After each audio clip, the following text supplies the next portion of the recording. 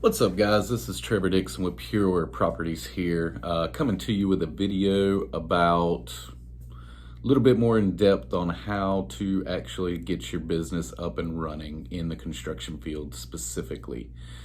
We've done a video like this in the past of sort of the grassroots style, getting out of your current job, getting some money in your pocket, getting some leads in the door, and actually getting some jobs under your belt. Just wanted to take this a little bit of a step further based on an actual recent conversation I had with a fellow person about their journey in starting a business. So I wanted to make this quick video, so stay tuned, and here we go.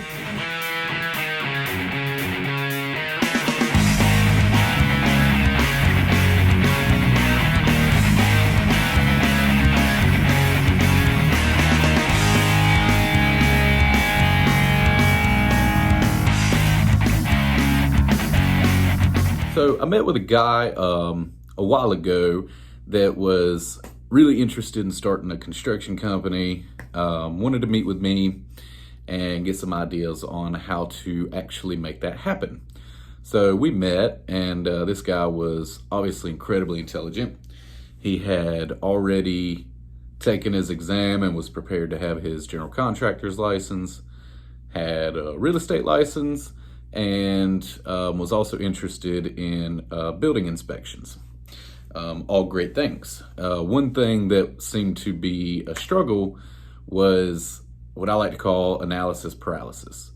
The guy was overthinking everything. He made a move, didn't pan out quite the way he thought it would, as quickly as he thought it would, kind of went back to the safe zone of his old job. This is pretty common. It's a scary place to be when you jump out into a new arena, especially if you don't have the experience. So this is sort of what I wanted to address, is this sort of analysis paralysis, fear of taking the next step. So when you're talking about quitting your job and going out into the world in your own company, there is no guarantees, no promises, no more W-2, no more safe paychecks. The bills keep coming, but the money coming in may or may not be there. This is just the reality. So you can do all the preparing you can possibly do, and you're still not going to be mentally ready for that step,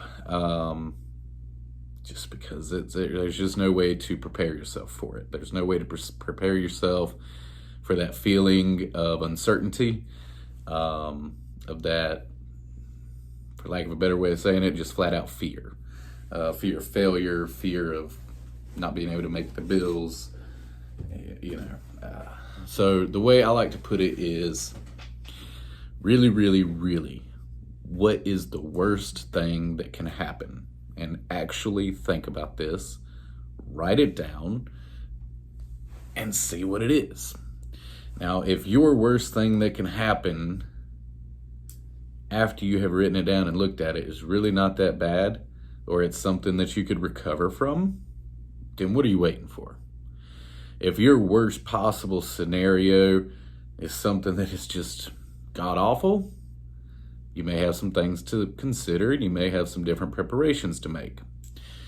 Example, my worst case scenario before I quit my job was, okay, my wife is still working. We have 60% of the bills covered with just her salary. So my worst case scenario is we miss a few months payment. I go back and get a regular job so we can get caught up, and I reevaluate and try again. That was my worst case scenario. When I looked at it on paper, yes, it's scary, and yes, it would suck, but is it really that bad?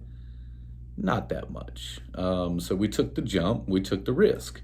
We didn't have the backup savings, we didn't have the stash of cash, we didn't have the analysis paralysis, we didn't have a bucket of certifications or licenses. I just now got my contracting license last month. This is 3 years into the business. I'm just now getting licensed for true general contracting work. We've just been doing the smaller renovations. And if we're doing the big stuff, we have to partner with somebody that has a license. So, our worst case scenario, we evaluated it, we looked at it, and we made a decision to take the risk. And it has worked out for us. If you are not as risk averse or risk tolerant, you may want to take a little bit of extra time to build up a nest egg. There's a lot of people that talk about having a emergency fund, having a 6 to 1 year month backup financing to cover your bills before you do something like stepping out of your current position. This is great advice. I personally, it would have taken me 5 to 10 years to save up that kind of money, and I'd have never ended up doing this. So we just had to look at our worst case scenario and just go for it. And I feel like a lot of people out there are probably in the same position I was in. You're just not making enough money to be able to put aside enough to save up 6 months to a year worth of your bills to be covered. I mean, that's way easier said than done. To this day, in my own company, I still don't have that kind of money sitting around to where I could just not work for 6 months and have all my bills paid. It's